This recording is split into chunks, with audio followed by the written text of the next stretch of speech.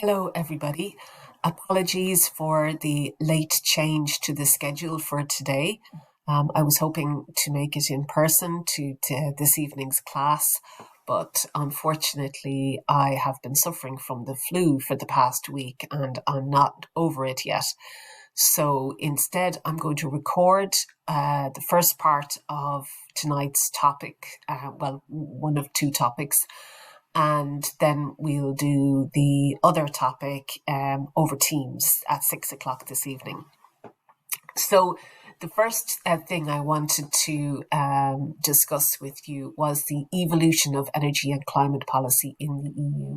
And this is a bit of an historical background, but also an introduction into the kind of legal institutions and lawmaking procedures within the EU. Now, I think I posted a different version of these slides, a slightly different version on Brightspace. So I'm going to take those down and put the updated ones up when I've recorded this. But let's just start anyway with the institutions themselves. Now, I'm sure you're all familiar with this, but it's just to recap it in case there's any confusion. So the main institutions that, in terms of lawmaking procedures, are the European Commission, the Council of the European Union, and the European Parliament. Now, the European Commission is, if you like, a civil service. But unlike our civil service here in Ireland, the European Commission is the only EU institution that has the power to initiate a proposal. And the reason for that is it would just get too complicated if member states were initiating proposals, legislative proposals, competing with each other perhaps, and perhaps overlapping with work of the Commission. So the way the rules are set up streamlines the process considerably. Now, the Commission can be invited by the Council or the Parliament to draw up a proposal or an initiative, but it's the only institution that can actually make a formal legislative proposal to the Parliament and Council. Now, the Council itself is the representation of the member states that are members of the EU. There's 27 member states. And there's also a presidency of the Council. The outgoing president is Charles Michel, who's standing down in order to stand in the European election. And so that is a rather fancy title, but in reality, the presidency itself of the Council rotates between member states every 6 months. My understanding is it's due to be in Hungary for the next 6 months. So the member states, through their permanent representation in Brussels, make this council, and they obviously consider legislative proposals that are made by the Commission. They consider it internally, and then they negotiate with each other around any changes that they might want to see included. But it doesn't stop there, because then the European Parliament is involved. There are 705 members of the European Parliament, which is a rather hefty number. So legislative proposals go to a particular committee of the Parliament, and they undertake readings and interrogate witnesses and draw up amendments and vote on them. And now this diagram here that I'm showing you, I know it's probably quite small, just shows you the process, which is actually the ordinary legislative procedure. So this is the usual way that directives are agreed to in the European Union. It starts out with the first reading, and if there's complete agreement between everybody, the act is adopted. If not, it goes to a second reading, and if not, it goes to a third reading. And eventually, if there's disagreement between the Council and the Parliament, which is quite common, it has to go to a conciliation committee, whereby basically they try to hammer out a compromise. And the other institution that I've mentioned there is the European Court of Justice. Now, there are other bodies, of course, in the European Union that are very important, the European Court of Auditors and so on. But for our purposes, we're just interested in the role of the European Court of Justice, because it looks at questions of compliance by EU institutions and member states of EU law. So what types of law are we talking about? what are the sources of law? Well, international treaties, some of these are binding on the EU as a whole. And within the EU itself, of course, we have various EU treaties that have been adopted. There's 2 basic treaties that apply here, but I won't get into that in any detail. And what the EU adopts then internally are different types of law. It can adopt a regulation, which is akin to a national act of parliament, directives, which tend to be written in a less prescriptive way. They require member states to achieve a certain result without dictating the means. So it gives a bit of flexibility for member states to implement the directive somewhat differently from each other. Decisions are binding on those to whom they are addressed, and these tend to be particular to certain types of issues that come up from time to time, whether a country is allowed to do something, and sometimes, the Commission can issue a decision directly in relation to that issue. And finally, judgments of the Court of Justice based on interpretation of the EU treaties and the rule and the EU law. Now, of course, we have national laws as well. And just to say that the 2 linked pieces of text there are really quite important. The top one there gives you a link to the EURLEX website, and that's the basic home site for all EU directives. Now, if you go there and do searches, sometimes you can get a bit lost, or you might not realize you might have an out-of-date version of a directive. So I find actually that the European Commission's website is really excellent at explaining the origins of some of the revised directives, because it gives you the whole history from the get-go of that piece of legislation and where it's at in the legislative process if it's still not been formally adopted. And then the bottom one there is the Irish Statute Book, and similarly that is the kind of home site for all of the adopted legislation. And you'll find all the statutory instruments there as well. So it's extremely useful website. So what are we talking about when we're talking about EU law? Well, there's some basic fundamental principles that apply in all case. Firstly, the principle of supremacy of EU law over national law.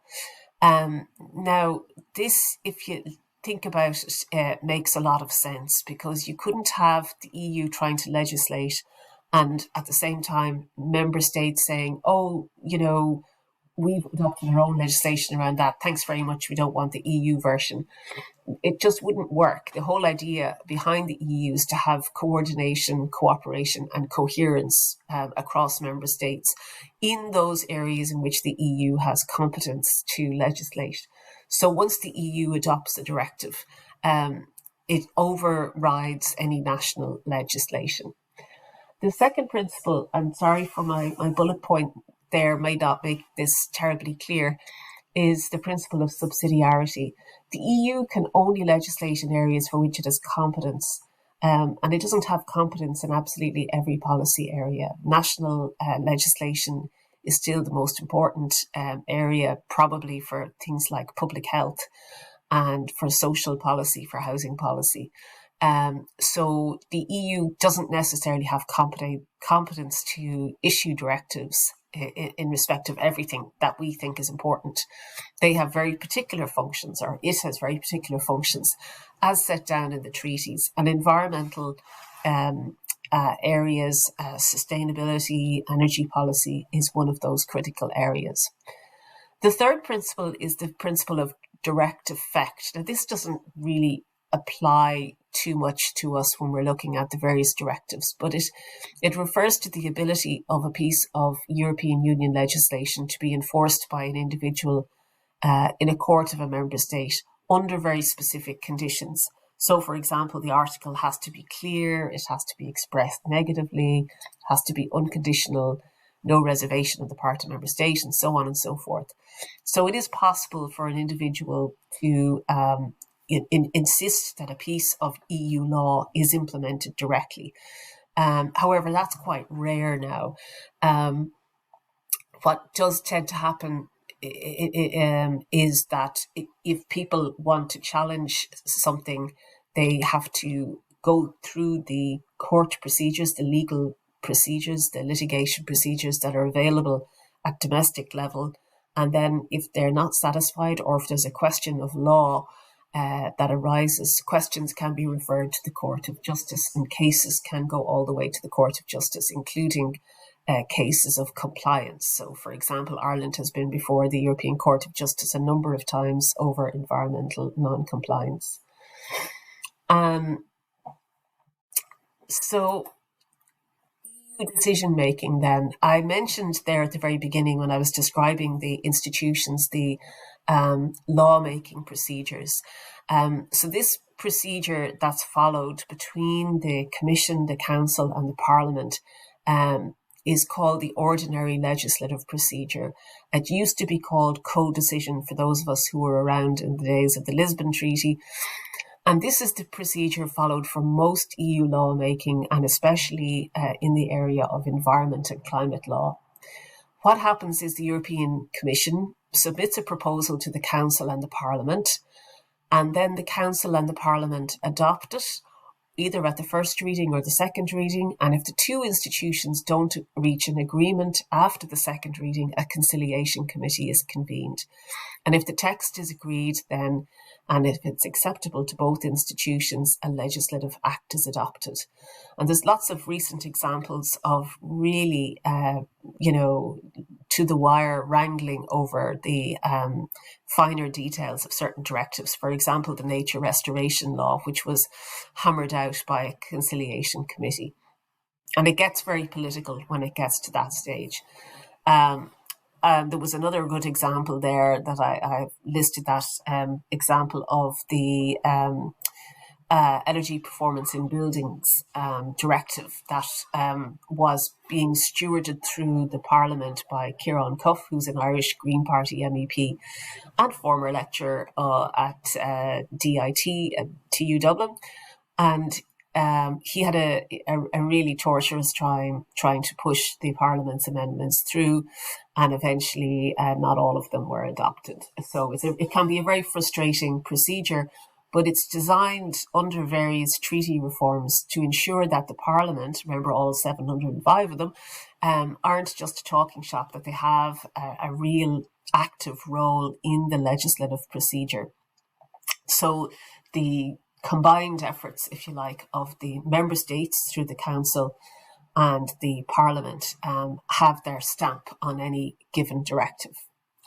Having said that, it's important to remember that, of course, there are voting blocks in the Parliament as well, and in the Council to a certain extent. But we won't get into that in detail now. It's not relevant. So let's just have a quick look at EU climate policy in general. So EU climate policy is a mix of legislative measures to combat climate change and its consequences. It's been, excuse me.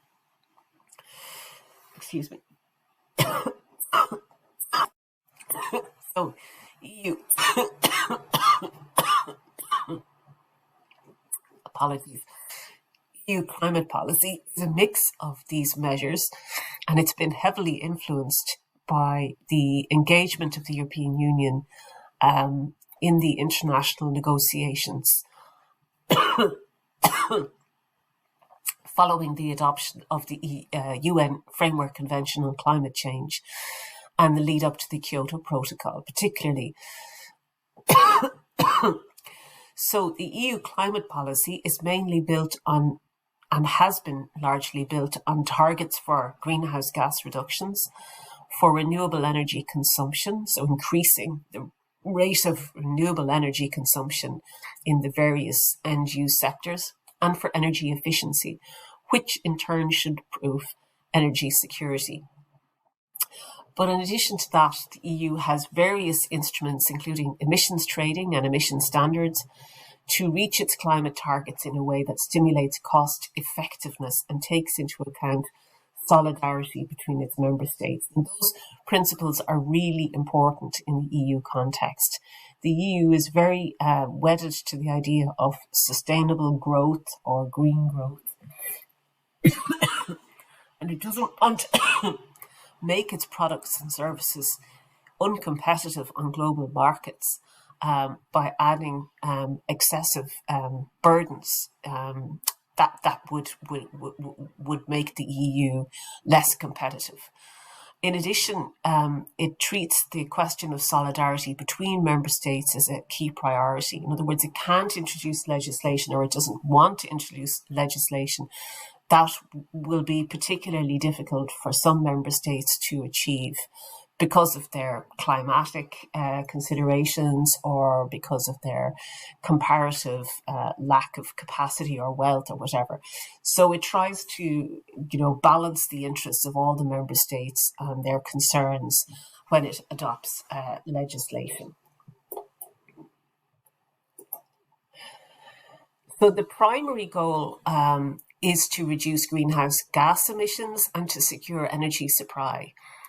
Secondarily, it has increasingly focused on the desire to develop and export low carbon technologies and to protect industrial competitiveness.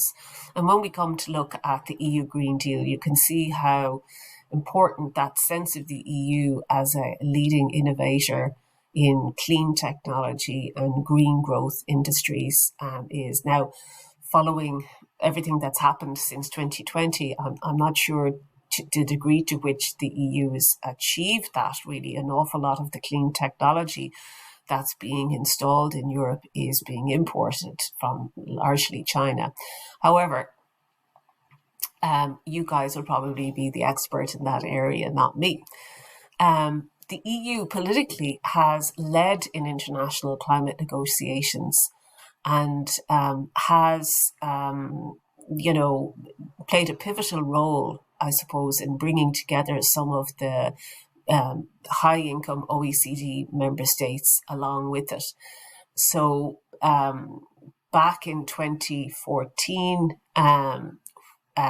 it proposed a unilateral greenhouse gas emission reduction of 40% by 2030, which at the time seemed very ambitious, and then increased that subsequently to 55% as part of the EU Green Deal, and then to 56% at the Glasgow COP summit in 2021. So it has been claiming to be one of the vanguard members of the parties to the Paris Agreement by proposing ambitious climate targets, and aims for a low-carbon society in which greenhouse gas emissions are reduced to net zero by 2050, which in turn will require sweeping changes to a range of energy and environmental directives. However, it's important to say that, of course, the EU as a whole is a very significant historical emitter of greenhouse gas emissions. Not every country equally, of course, but if you include the UK, which of course until 2016 was a member of the EU was pumping greenhouse gases into the atmosphere for over 100 years. So its historical contribution to the problem is quite significant. However, if you go back and look at the early years of EU climate policy, there was, from the 1980s onwards, a growing awareness that the greenhouse effect, as it was called at the time, and climate change was going to require closer EEC cooperation and coordination. At the time, there was a bit of an ad hoc approach to, particularly on the energy side. The focus was on increasing energy efficiency and product standards, but not addressing issues to do with energy supply per se. And efforts grew over that period at harmonizing energy policy across member states. It would have been extremely heterogeneous, and to a certain extent it still is. It's only becoming more coordinated now in very recent years. Significantly, in 1992, following the adoption of the Framework Convention, the Commission drew up a proposal for a carbon tax. And this was dismissed, and it didn't reach unanimity in the Council. And this was a very significant blow to the Commission because it believed very strongly in the use of market-based instruments and carbon pricing as a way to discourage excessive consumption of fossil fuel and to encourage the deployment of renewable energy. But it didn't get off the ground, and as a result, the Commission changed tack and diverted its energies into developing and designing and implementing an emissions trading scheme, which was formally started in 1997. And it was set up to put a cap on emissions from large industrial and energy installations. And of course, it's still in place today. I think we're on phase 4, if not phase 5 of the ETS. And of course, this is also a pricing instrument. It has the effect of introducing a carbon price, but it creates some flexibility for large energy users in their ability to bank and borrow allowances and to purchase allowances to cover their needs. So it is a form of taxation, but it works somewhat differently. But this was really an initiative that focused on the climate side. And on the other hand, the energy policy debates that touched on energy security and energy supply tended to follow a different path. There was still a great deal of concern that member states had to be in control of their own national energy resources, and they didn't want to be, dictated to by the European Union. The Lisbon strategy from 2000-2010 tried to shift the EU towards this new model of clean industrial growth and competitiveness. And it did mention the word sustainable growth, although like most things, it probably didn't define that in any detail. So during this early period, it's worth looking back at the European Union's role in the Kyoto Protocol and its obligations under that, because that flowed into the first set of directives that we're going to be looking at. The EU, under the Kyoto Protocol, had an overall target of reducing greenhouse gases by 8% below 1990 levels.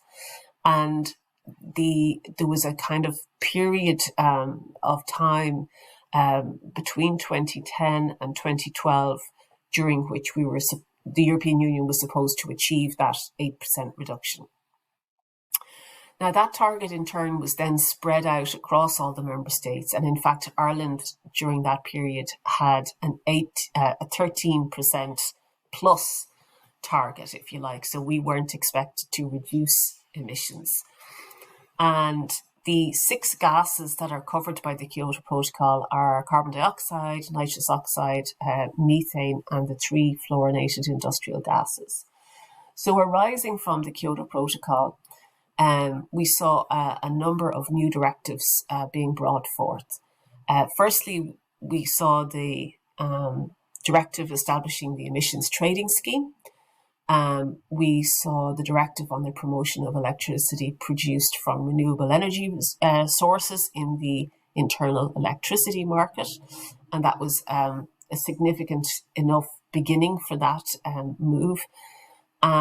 Directive on the promotion of the use of biofuels or other renewable fuels for transport, directive on the energy performance of buildings, and the directive on the energy end-use efficiency and energy services.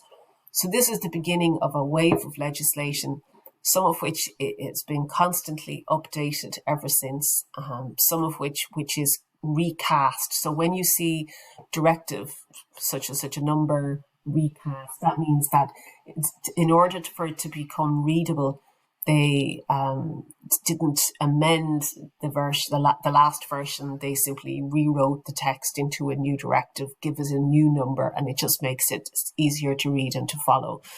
And just to say as well that in terms of the formatting, Directives begin with the year, so the year that it's adopted, and then the number after that is assigned to it depending on its place in the cycle, and then the EC, which is the just to say that it's a directive.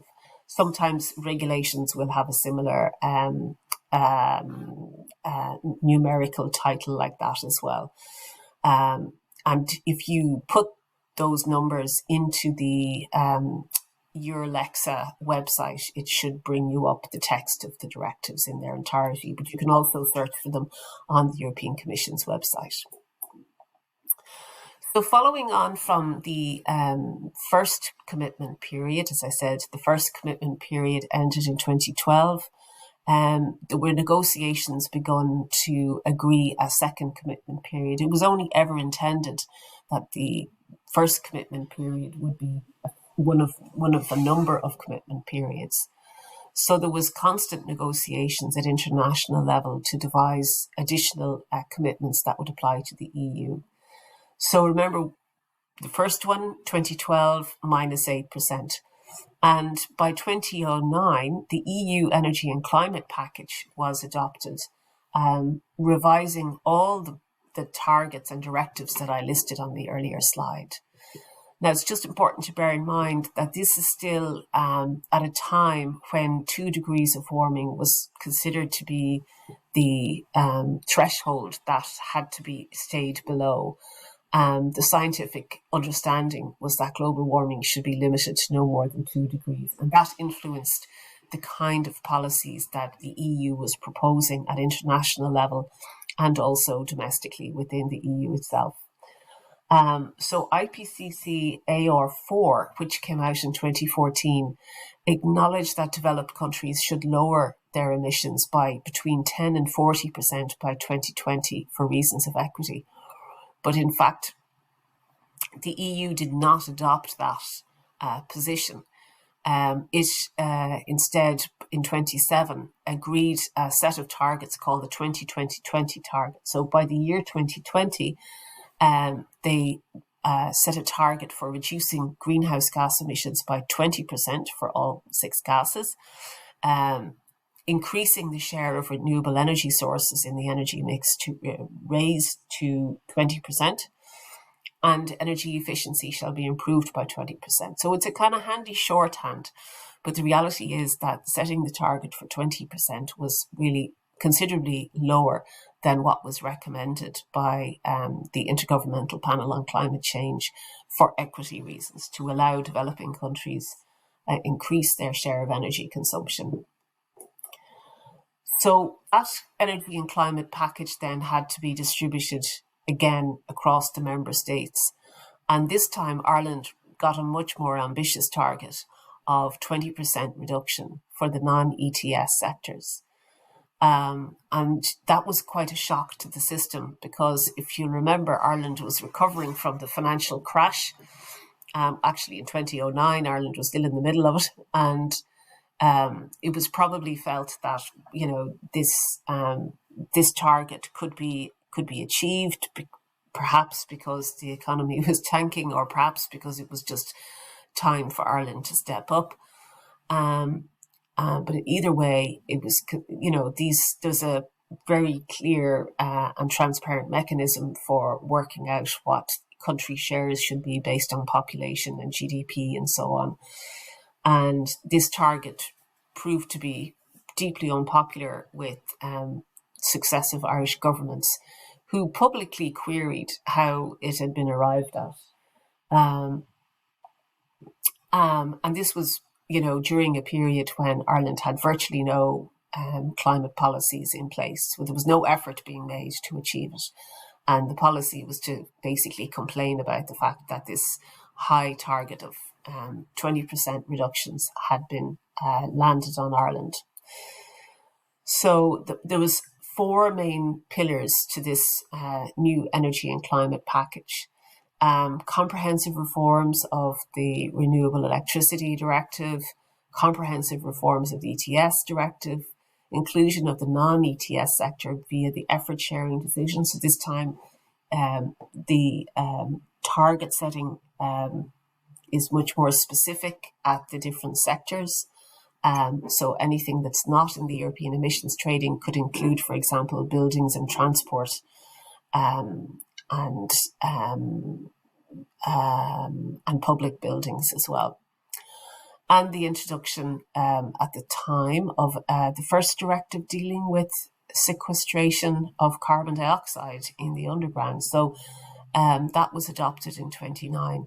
So this is the European Union trying to think ahead to how it's going to get these 2020 targets in place and delivered by 2020. So these directives were adopted well in advance, which, even though the target itself wasn't as high as it could have been, it does indicate to you that at least the European Union was trying to think and plan ahead.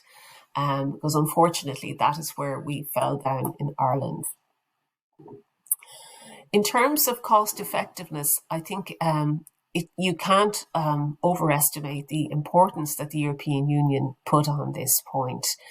The Energy and Climate Package introduced a series of flexibility mechanisms and economic instruments to ensure that greenhouse gas mitigation and the renewable energy targets are met cost effectively.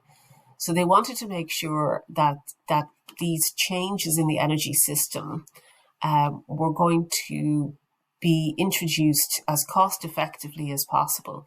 In some cases, as you can see with the MAC curve there are some negative costs. There are savings attached to introducing certain energy efficiency measures and demand reductions and so on. And then where you need to, introduce new technologies and so on and so forth, you're looking at abatement potential costs that arise depending on what the measure is. So these cost curves are very important in policy making because they're relied upon, they're treated as gospel, and they're often used to persuade decision makers that market forces and market instruments are the most efficient way of delivering a solution. So this is one of the reasons why for a long time the European Union has relied heavily on the emissions trading scheme, because once you have set a price on carbon allowances, the market will move towards whatever point in the cost curve it makes sense to allocate capital, essentially. So CO2 emission allowances are tradable for companies, and in addition to that, it was possible to use credits from some of the international mechanisms, from joint implementation and from the clean development mechanism. And these were the two of the flexibility mechanisms set up under the Kyoto Protocol.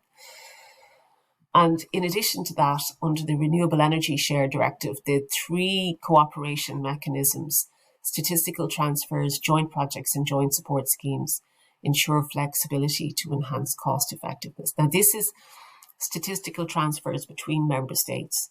So under the European rules, and these still apply today, when we have targets for renewable energy shares in heating and transport and in electricity generation, if we're not going to meet our targets, we can purchase surplus overachievements, if you like, by other member states and transfer these surpluses statistically onto our record. They have to be paid for, but it means that it's easy to purchase compliance. Whereas if we don't achieve our emission reduction targets, there's considerably less flexibility there for Ireland to meet that requirement. Now, as I said, the Energy and Climate Package was adopted in 2009 for a target year that was 11 years later. So obviously for the post-2020 period, the European Union started negotiations on that in the after 2010, essentially, and especially around the publication of the fourth assessment report in 2014. So in October 2014, the EU adopted a new energy and climate framework, which was setting targets for 2030. Again, thinking and planning ahead. And the aim now was to reduce emissions of domestic greenhouse gas emissions by 40% compared to 1990 levels. So notice that this isn't really significantly changing what was proposed in the last round, with 20% for 2020, and now we're looking at 40% by 2030, when in fact that was proposed, years and years earlier. So it's not really an increase in ambition. In addition, the package proposed to increase the share of renewables in the energy mix to at least 27%, improve energy efficiency by at least 20%, and set up the goal of creating a fully functioning and connected internal energy market, with a commitment to revise the directives even further, especially the European Emissions Trading Scheme, and that has been through a series of reforms. So the EU policy roadmap for 2050, which was adopted in 2011, envisages greenhouse gas emission reductions of 80 to 95% by the year 2050 compared to 1990 levels. But critically, it has the following language: without compromising growth and prosperity in Europe, or by putting energy security and reliability of electricity supply at stake. So obviously that policy was adopted in 2014, which is just a year or so before the Paris Agreement was adopted. And the Paris Agreement, which we will talk about later this evening, didn't set any particular targets for countries, individual countries. It set a collective goal of holding global warming below 2 degrees and pursuing 1.5. But what happened, of course, was that it then asked the IPCC to go off and study the effects of global warming of 1.5 degrees. And that led to the publication in 2018 of the IPCC's special report on 1.5. The report is known as SR15, Special Report 15. And it had a profound effect on climate policy and public opinion internationally, as the report made clear that any global warming over 1.5 degrees would have severe and irreversible impacts. So it lowered the threshold of what was considered to be dangerous global warming from what was roughly estimated to be 2 degrees to 1.5. And they don't sound like a big difference, but in terms of the carbon budgets that follow, it is a big difference. This revised goal meant that a much reduced global carbon budget and the emission reductions of about 45% of carbon dioxide by 2030, with developed countries taking the lead. So that means that if you have a global reduction of 45% recommended, that developed countries would have to overachieve that in order to create space for developing countries. Otherwise, it would be deemed unfair to them. So this had a knock-on effect politically, in that there was a green wave in the 2019 European elections, which led to a larger green group in the European Parliament and considerable pressure on the incoming President of the Commission, Ursula von der Leyen, to adopt green policies and to respond to that public demand for response to the IPCC's recommendation. And that led to the launch of the European Green Deal, which is, if you like, her manifesto to Europe once she was appointed.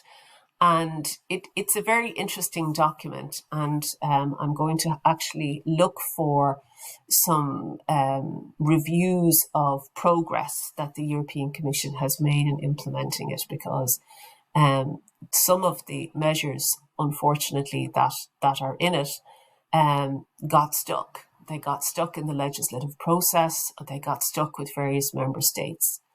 But the critical points for us now is that the European Green Deal commits to no net emissions of greenhouse gases by 2050. So a commitment to net zero, a commitment to emission reductions of 55% by 2030.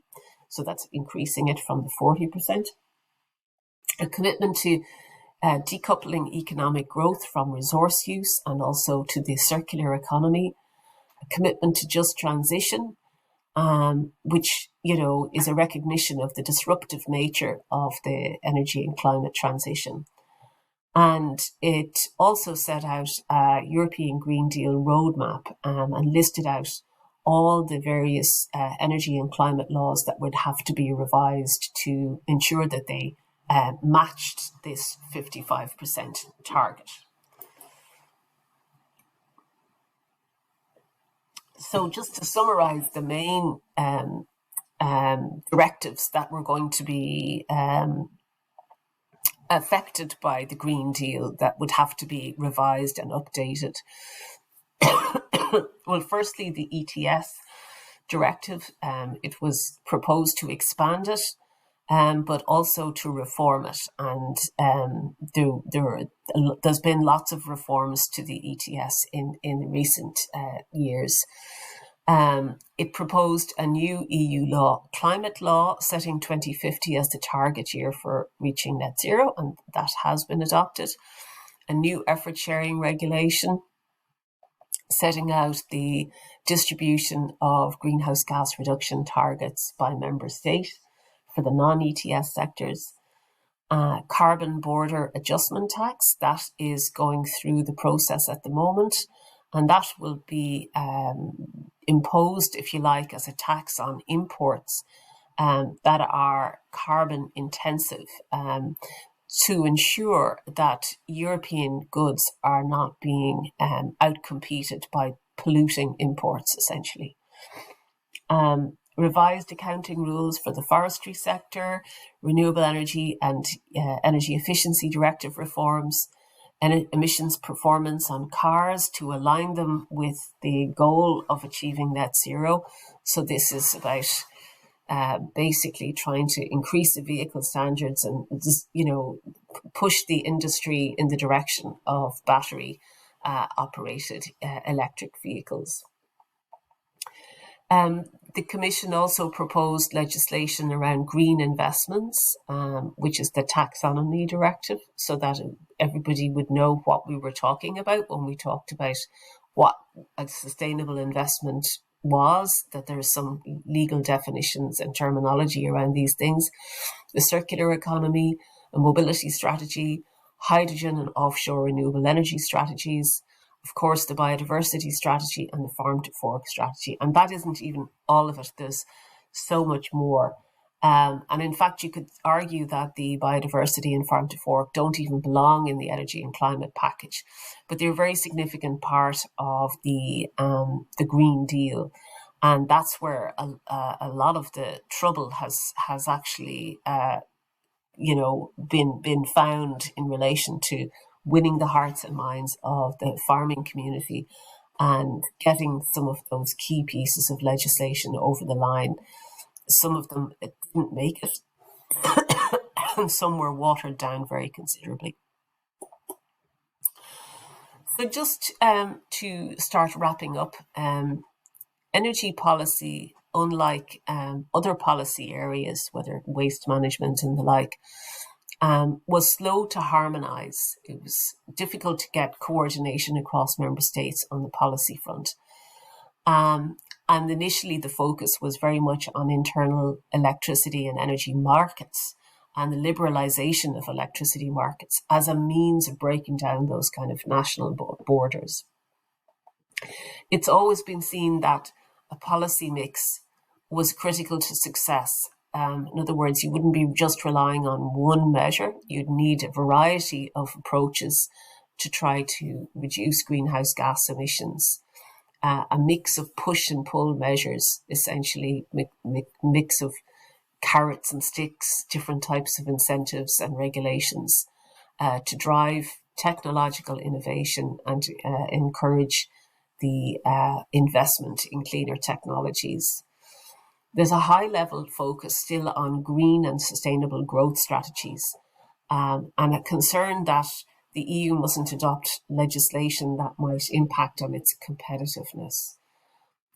So there's a desire to be seen to lead and to mediate between developed and developing countries at international climate negotiations. And the EU has played that role and played it, I think, quite diplomatically and quite well at COP27 last year, which negotiated the loss and damage agreement, which is now up and running.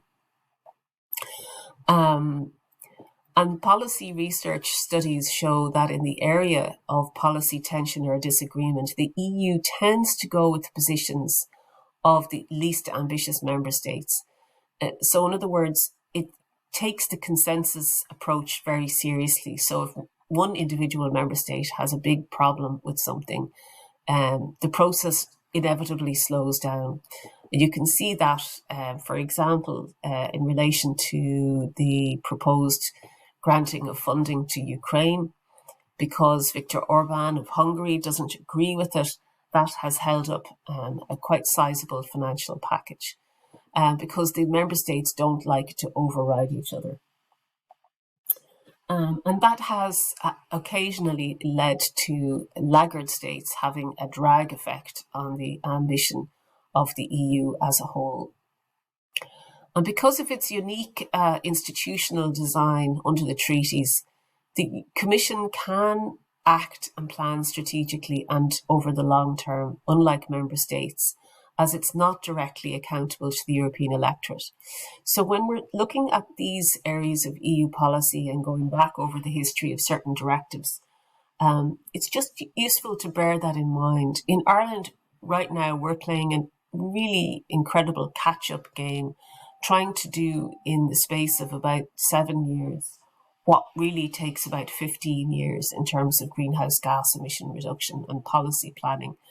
It's very, very difficult to introduce ambitious carbon dioxide reduction targets because of its impact on energy policy and energy consumption.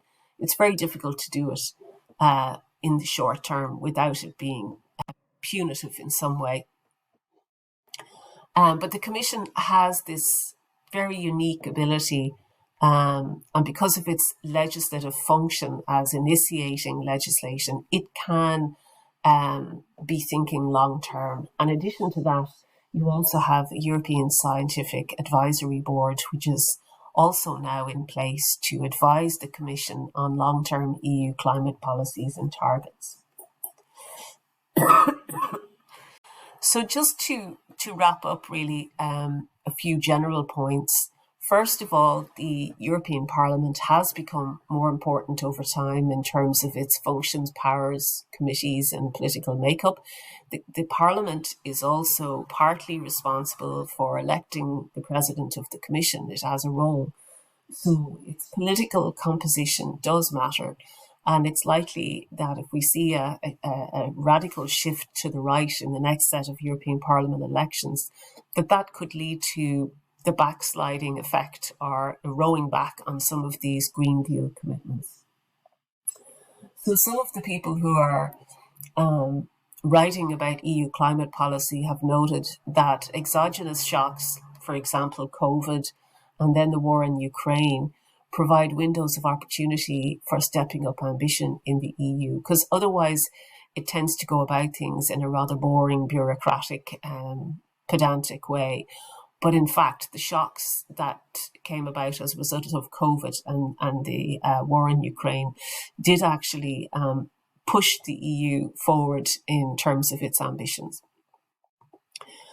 What it's found is that the combinations of policies, rather than one particular policy by itself, promote political feasibility and generate possibility for flexibilities and trade-offs. So remember, you have a complicated and complex portfolio of directives, but all together they're designed to meet, a series of bold targets. Not one of those directives can achieve that by itself. So the European Union has experimented with that kind of political feasibility and designing policies that that allow for flexibility and adaptability instead of certainty. So the overall targets tend to be binding, but compliance can be achieved in a variety of different ways, and flexibilities are very much part of the mix. And they wouldn't be adopted by countries, they wouldn't be acceptable politically if those flexibilities weren't built in. So I'm just going to wrap up there. The directives that we're going to talk about, I don't know if we'll get to all of them this evening. The European Energy Efficiency and Renewable Energy Directives are obviously just two of many directives we could look at. But the idea is to look at those in some detail to get a flavour for the policy making structure and to see how they've been implemented in Irish context.